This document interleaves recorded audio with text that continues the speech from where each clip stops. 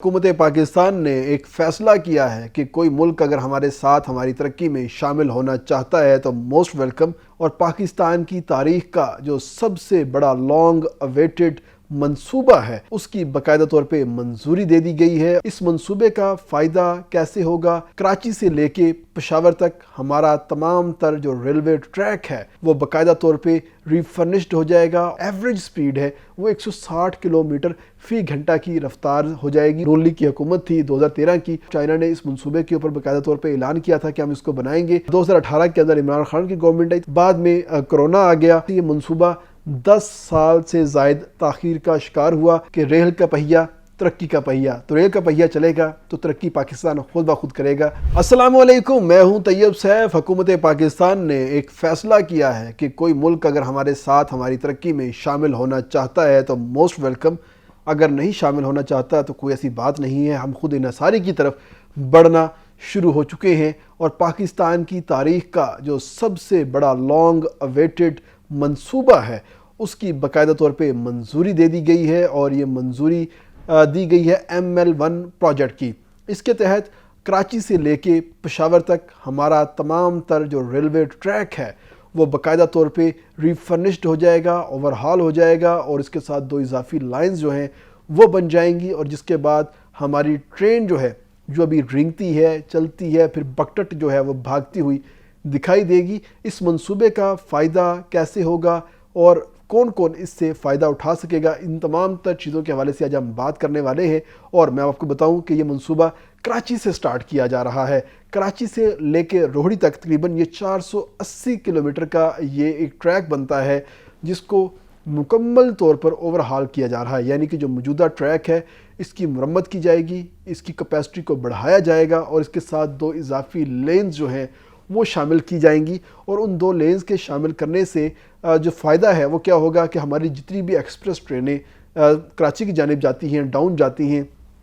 वो तमाम की तमाम बग़ैर रुके और बग़ैर उनको क्रॉस पड़े वो वहाँ पर जाएंगी और उनको किसी किस्म की मुश्किलात का सामना नहीं करना पड़ेगा। और इसके साथ 2 जो इजाफी लेन्स जो है वो बनाई जाएंगी, उस पर माल बरदार गाड़ियाँ आसानी के साथ आएंगी जाएंगी, उनको भी किसी किस्म की मुश्किलात का सामना नहीं करना पड़ेगा। क्योंकि अब तक होता ये था कि माल बरदार ट्रेनें भी इसी ट्रैक के ऊपर चलती हैं और जो एक्सप्रेस ट्रेनें हैं वो भी इसी ट्रैक के ऊपर चलती हैं। तो एक्सप्रेस ट्रेन को गुजारने के लिए या किसी तेज़ रफ्तार ट्रेन को गुजारने के लिए जो स्लो वाली ट्रेन होती है या माल बरदार ट्रेन होती है उसको रोक दिया जाता है, जिसकी वजह से उसका जो टोटल दुरानिया है उसके अंदर इजाफा आ जाता है और एक्सप्रेस ट्रेन गुजर जाती है। लेकिन अब ये फ़ायदा होगा कि माल बरदार ट्रेन तो अपनी स्पीड से जा ही रही है, एक्सप्रेस ट्रेन भी अपनी स्पीड से जाएगी और उसको भी किसी किस्म की रुकावट जो है वो नहीं सामना करना पड़ेगा। जिससे अगर हम इस पूरे ट्रैक की ओवरहालिंग की बात करते हैं तो ओवरहालिंग के बाद अब जो है हमारी जो ट्रेन चलती हैं वो मैक्सिमम 120 किलोमीटर मैक्सिमम, जहाँ पर ट्रैक बेहतरीन कंडीशन में है वहाँ पे चलता है, वरना लोएस्ट जो है वो 60 किलोमीटर फ़ी घंटे की रफ्तार से भी चलती है। अगर हम पाकिस्तान रेलवे के मुकम्मल ट्रैक की बात करें तो मुकम्मल ट्रैक के ऊपर हमारी जो स्पीड होती है वो 80 किलोमीटर फ़ी घंटा होता है और मैक्सिमम 120 किलोमीटर फ़ी घंटा। लेकिन इस पूरे ट्रैक के बनने से हमारी जो एवरेज स्पीड है वो 160 किलोमीटर फ़ी घंटा की रफ्तार हो जाएगी और जो हमारी माल बरदार ट्रेनें हैं वो 120 किलोमीटर फ़ी घंटा की रफ्तार से चलती हुई दिखाई देंगी आपको। और जो सबसे बड़ी बात है इस पूरे प्रोजेक्ट के अंदर जो एक इंजेक्शन आएगा, जो मायशत का इंजेक्शन आएगा, जो हमें इसमें सबसे बड़ा अट्रैक्शन नज़र आ रही है वो अट्रैक्शन है इसके अंदर रेकोडेक की। यानी रेकोडेक का जो मंसूबा है उसको मुंसलिक किया जाएगा फौरी तौर पर। इसके साथ रोहड़ी में जो हमारा इस वक्त सेटअप चल रहा है उसके साथ रोहड़ी में वो ट्रेन का ट्रैक आएगा, रोहड़ी जंक्शन के ऊपर आके वो मुंसलिक होगा और जैसे ही वो मुंसलिक होगा तो उसका जो रुख है वो कराची की जानिब कर दिया जाएगा। यानी जितनी भी हमारी मादनियात आएंगी, जितना भी हम सोना, तांबा, निकल, कोल्टन या जितनी भी हमारी कीमती धातें हैं हम वहाँ से निकालेंगे, उसको सारी धातों को हम बिला रुकावट और तेज़ रफ्तार तरीके के साथ हम कराची पोर्ट ट्रस्ट के ऊपर मुंतकिल कर देंगे। तो ये एक मंसूबा जो है ये सबसे पहले डिज़ाइन किया गया था और डिज़ाइन करने के साथ ही जो नून लीग की हुकूमत थी 2013 की, उसके अंदर चाइना को ऑफ़र किया गया था और चाइना ने इस मंसूबे के ऊपर बाकायदा तौर पे ऐलान किया था कि हम इसको बनाएंगे। और ये मंसूबा मुकम्मल डिज़ाइन करके इसकी ईच एंड एवरीथिंग चाइना के हवाले की गई थी। मगर उसके साथ ही हुकूमत बदली, हुकूमत बदलने के साथ 2018 के अंदर इमरान खान की गवर्नमेंट आई तो उसके अंदर ये मंसूबा जो है वो रोल बैक हो गया। بعد میں کرونا آ گیا، جس کی وجہ سے یہ منصوبہ 10 سال سے زائد تاخیر کا شکار ہوا۔ بعد میں جب پی ڈی ایم کی گورنمنٹ آئی تو انہوں نے دوبارہ پھر سے چائنا کو کہا کہ آپ اس منصوبے میں ہمارے ساتھ شامل ہو جائیں، لیکن چائنا نے اس کے اندر کسی خاص قسم کی جو دلچسپی تھی اس کا اظہار نہیں کیا۔ تو پاکستان نے فیصلہ کیا کہ اب یہ منصوبہ ہم خود بنائیں گے، اور منصوبہ بنانے کے ساتھ انہوں نے مختلف سیکشنز کے اندر اس کو تقسیم کیا، جس کا پہلا سیکشن تھا کراچی سے لے کے روہڑی تک 480 کلومیٹر کا ٹریک۔ اس ٹریک کی جو فیزیبلٹی بنا کے اور تمام تر چیزیں ڈیزائن کر کے انہوں نے ایشین ڈیولپمنٹ بینک کے سامنے پیش کیا، اور ایشین ڈیولپمنٹ بینک نے 2 ارب امریکی ڈالر کی منظوری دی، اور فائنینسنگ کی منظوری کے ساتھ ہی اس منصوبے کے اوپر کام جو ہے وہ شروع ہو جائے گا، اور 2028 کے آخر تک یہ منصوبہ مکمل ہو جائے گا۔ اس منصوبے کا جہاں پر باقی ٹرین کے آنے جانے کے فائدے ہوں گے، اس کے ساتھ ہی جتنے بھی پل آتے ہیں، جتنے بھی انڈر پاسز آتے ہیں، جتنے بھی اس کے اوپر باقی جو کراسنگز آتی ہیں، وہ تمام انتہائی جدید ہو جائیں گی، اور ایسا کمانڈ اینڈ کنٹرول کا سسٹم یہاں پر ڈیولپ ہوگا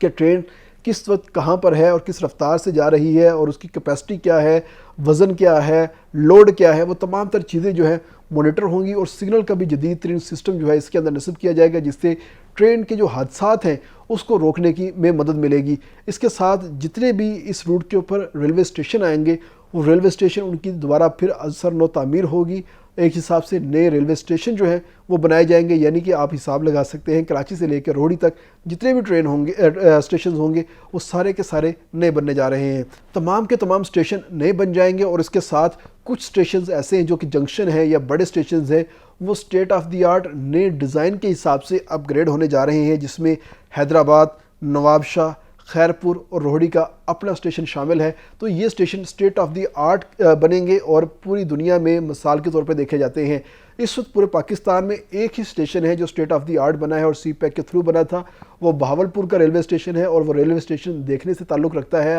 بہاولپور کی جو لوکل ثقافت ہے وہ بھی اس کے اندر نظر آتی ہے، بہاولپور کا جو لوکل انفراسٹرکچر ہے وہ بھی اس کے اندر نظر آتا ہے۔ لیکن اب آپ کو نواب شاہ، روہڑی، حیدرآباد اور کراچی کے اسٹیشن بھی ایسے دکھائی دینا شروع ہو جائیں گے، اور اس سے وہ تمام ٹرینیں جو کہ لاہور سے کراچی جاتی ہیں ان کو اس وقت 18 گھنٹے سے لے کے 22 گھنٹے تک کا جو دورانیہ ہے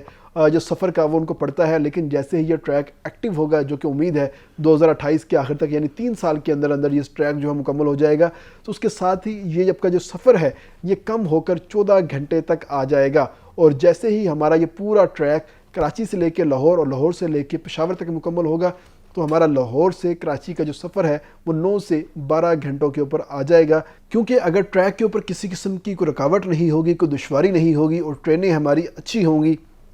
کوچز ہماری اچھی ہوں گی، تو بلا رکاوٹ اور آسانی کے ساتھ سفر کیا جائے گا، اور حادثات کے اندر کمی آئے گی۔ وہ تمام لوگ جو کہ جہاز کے اوپر سفر کرنا پسند کرتے ہیں اور کہتے ہیں کہ جہاز کے اوپر کم ٹائم لگتا ہے، پیسے بے شک زیادہ لگ جاتے ہیں، تو ٹرین جو ہے بہت زیادہ ٹائم لگا دیتی ہے، تاخیر کا شکار ہوتی ہے، تو وہ تمام لوگ بھی جہاز کو چھوڑ کر ٹرین کا سفر جو ہے وہ کرنا شروع ہو جائیں گے، کیونکہ ٹرین بھی ان کو 9 سے 12 گھنٹے کے اندر پہنچائے گی اور بہت سستے داموں پہنچائے گی۔ تو ایک منصوبہ جو کہ ML1 منصوبہ جو کہ پاکستان کی تقدیر کا گیم چینجر منصوبہ ہے، یہ اب باقاعدہ طور پہ شروع ہونے جا رہا ہے۔ اس حوالے سے فائنینسنگ پاکستان کے پاس آ گئی ہے، اور اس فائنینسنگ کا اثر یہ ہوگا کہ یہ منصوبہ جلد سے جلد شروع ہوگا، اور جیسے ہی وزارت ریلوے اس منصوبے کو شروع کرے گی تو 3 سال کے اندر یہ منصوبہ مکمل ہوگا۔ اور منصوبہ مکمل کرنا جہاں پر مسافروں کے لیے ضروری ہے، وہیں پر ریکوڈک منصوبے کے لیے بھی بہت ضروری ہے، کیونکہ 2028 کے اندر ریکوڈک منصوبہ اپنی فل پیک کے اوپر ہوگا، وہاں سے جتنے بھی مائننگ ہو رہی ہوگی وہ تمام پیک پر پہنچی ہوگی، اور ان تمام تر مائننگ کی جو چیزیں ہیں اس کو ہم نے ایکسپورٹ کرنا ہے، اور ایکسپورٹ کرنے کے لیے آپ کو جو تیز رفتار جو نقل و حرکت کے ذرائع ہیں وہ آپ کو چاہیے ہوتے ہیں، اور سستے بھی چاہیے ہوتے ہیں۔ اگر ہم بائی روڈ آتے ہیں، ٹرکوں کے اوپر ان تمام تر چیزوں کو منتقل کرتے ہیں تو یہ ہمیں بہت مہنگا پڑے گا، لیکن اگر ہم ٹرین کے ذریعے اس کو منتقل کریں گے تو 60% ہماری لاگت کے اندر کمی آئے گی، یعنی کہ ہمارے پاکستان کے وسائل کے اندر